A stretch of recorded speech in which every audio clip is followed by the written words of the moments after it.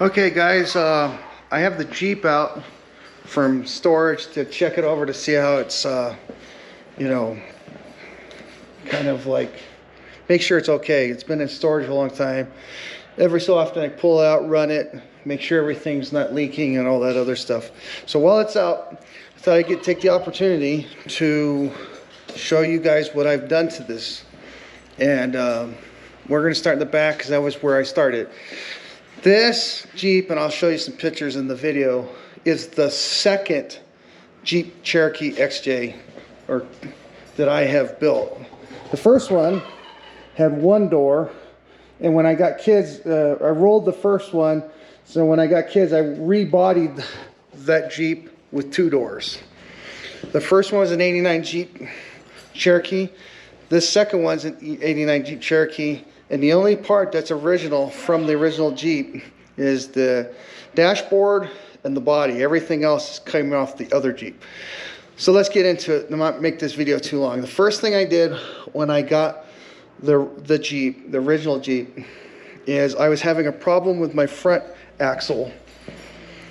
So because the front axle had a vacuum disconnect, so I changed out the front axle to have, because it was easier to get the axle without the vacuum disconnect than it was to try to convert all that. So that has a 1984 or I think 85 Jeep Cherokee high pinion Dana 30, and it so that way I could get rid of this. It has factory 410s in the front from that, because it was out of a Jeep Cherokee.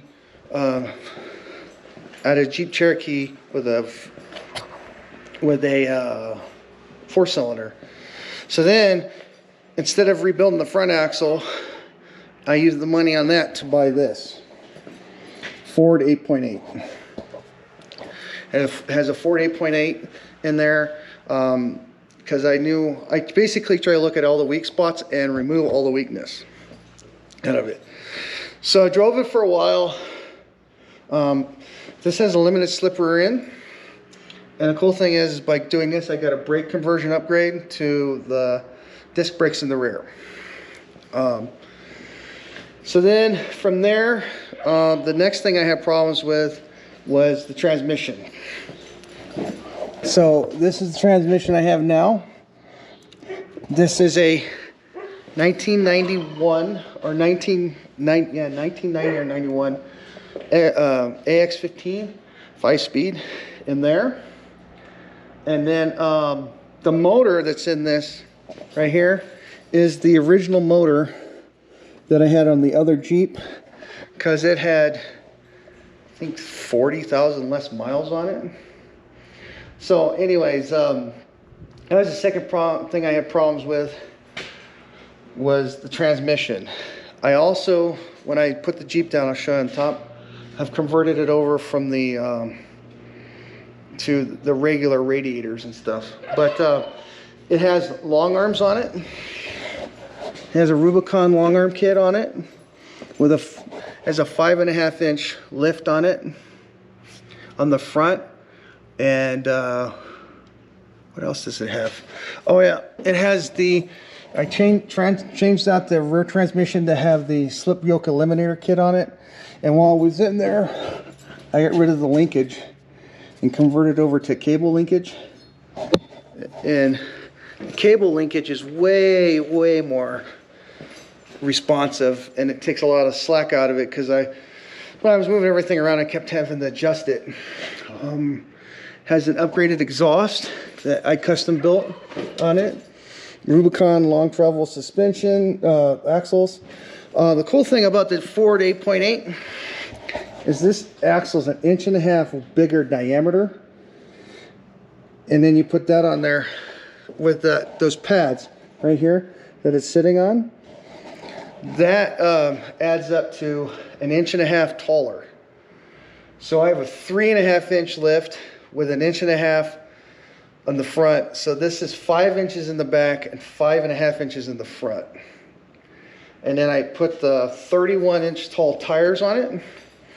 I also, when I got this new body, went ahead and put the frame stiffeners in, stiffened this thing all up, and I welded it all into the Rubicon Express body kit. So you can pull this outer beam off, pull this down, and then the axle stay connected. That's why I went with that.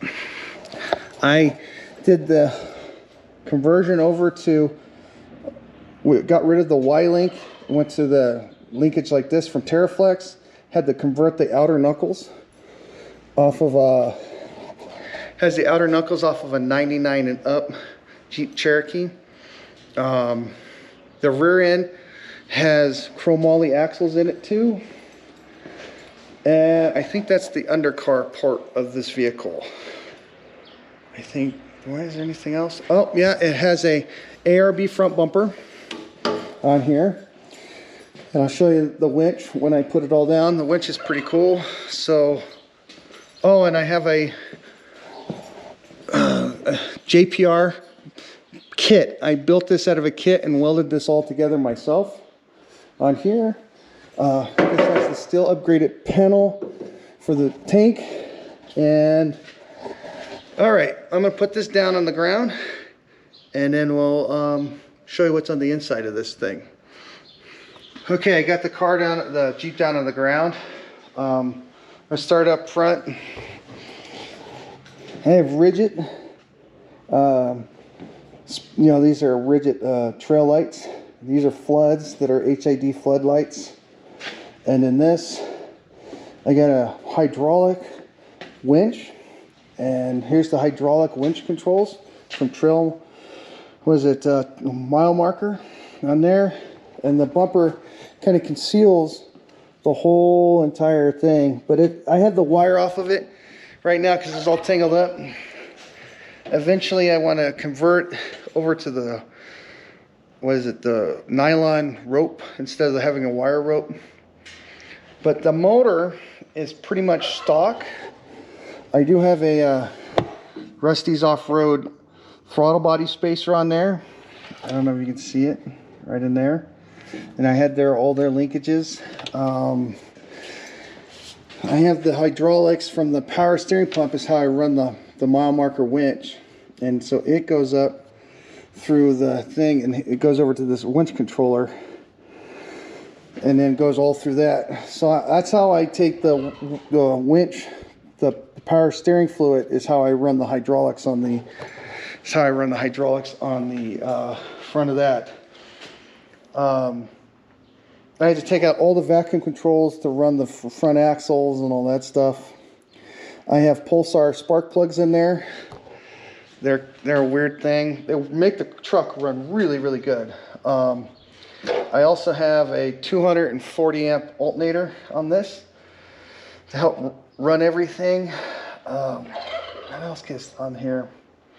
Other than that, it's just a stock engine with a bunch of powder coat on it. You can't go wrong with those 4 liters. And the thing has like 220,000 miles and it runs great. What else? Oh, I had to change out the proportioning valve on this to run the brake. The disc brakes have different proportioning. On the inside of the Jeep, I put in a tilt steering wheel when I retook all the dash out. This has the dash out of the other Jeep. Yeah, 207,000 miles is what this motor has on it, which is like 30,000 less than the motor was in there. I have Baja Motorcraft RS seats on here. They're fully flexible. Now I got these because they can fold forward and back. Because I had a two-door Cherokee originally. Here's the winch control for the front and back. This runs the spotlights here. I converted this over to run the big floods. This runs the spotlights, and I have an override switch here with a USB. This is the winch controls to run the hydraulic winch in and out. And then I have a Sony deck, but it doesn't work for radios. This is my Midland GMR radio right here. And then I got the rest of the radios are on the other side of this.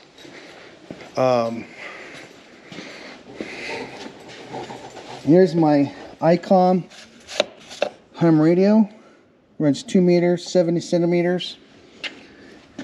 And then this is my Cobra with the digital display on it. It's not hooked up right now because it's like a parasitic drain. It kills the battery. So the ironic thing is this car has 4 radios in it, and you can't listen to music because the radio for music doesn't work.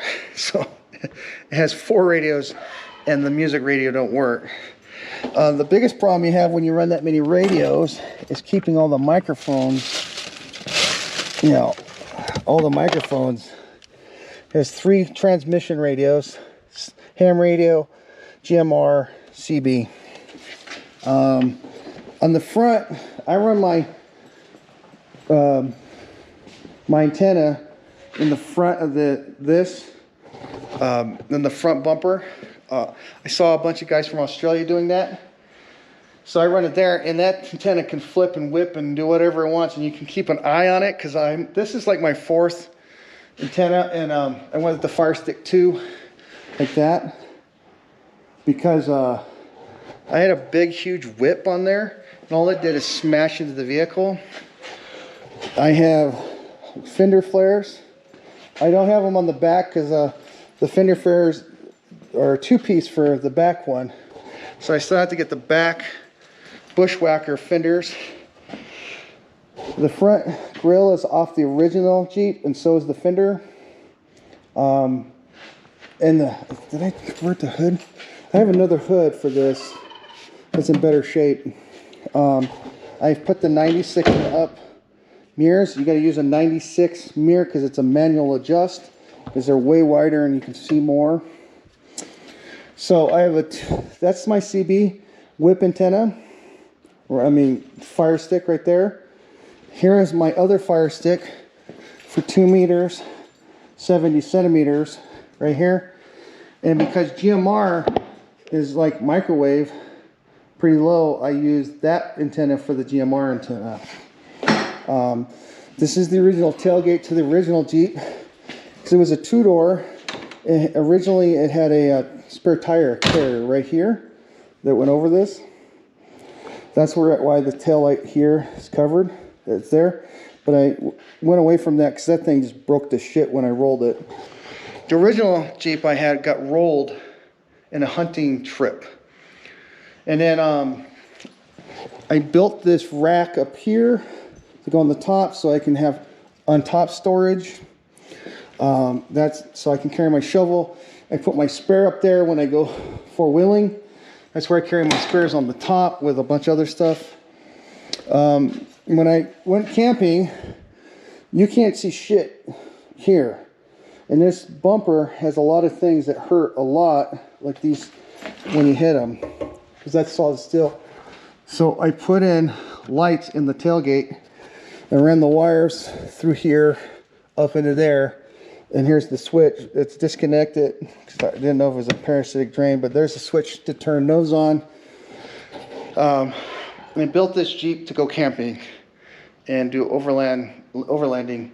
Since 2020, it's been really hard to get out there, but you can see this is where I store all my camping gear in there. And what else do I have? Yeah, I think that's it. But it's been a really fun project. I started building this Jeep to help me get out of the funk, my emotions, because I was really in a bad place after I shot myself in the leg. So I started building this Jeep to help me get out of that. And it's been a constant project. But, you know, I really enjoy my vehicles. I originally started the YouTube channel because I'd done so much work on this thing. I thought it would have been fun to document the series, which it would have been, because this was, I think it was like a year and a half to convert this from the original two-door pull all this stuff out and do it all over. Oh yeah, here. So I have this radiator here. This is out of a 92 and up because it now has a recovery bottle. The air conditioner works on here. Oh, I also put the Brown Dog motor mounts in there when I had the engine out like that. What else have I done? I'm probably missing a bunch of things, but yeah, of all my radios, all that stuff. So that's what the Jeep project was. I think I'm gonna try to get some new tires. The tires are way too old. They're aged out because these are, what is the age on these? It would be on the inside because it's there. But I need to get new tires to really start four-wheeling it again. I need to get registered and brought back onto the road. Basically, all I do with this now is I run down to the gas station, put about a gallon or 2 gallons of gas in it to kind of keep fresh fuel in it to keep the gas from going bad. And then, but I need to go out and go four-wheeling because this thing is a badass when it's out four-wheeling. I also, oh yeah, this is a Terraflex kit that converted over to connect to the sway bar with these connectors. But that's the Jeep. And hopefully I'll have some more projects on this coming up because I want to get this back on the road, get it down to Las Cruces. Start four-wheeling down with the four-wheelers down there. I haven't done any new four-wheeling in southern New Mexico, and this needs to go out and trail. When 2020 happened with the COVID, everything got shut down, so I kind of put this on the back burner and focused on my town car, and I focused on my other projects. So, all right, thank you for watching. Hopefully we'll have some more Jeep being done, because this really doesn't need anything other than tires. It just needs to go out and go four-wheeling. So, yeah, so thank you for watching. That's a Jeep Cherokee tour, and thank you.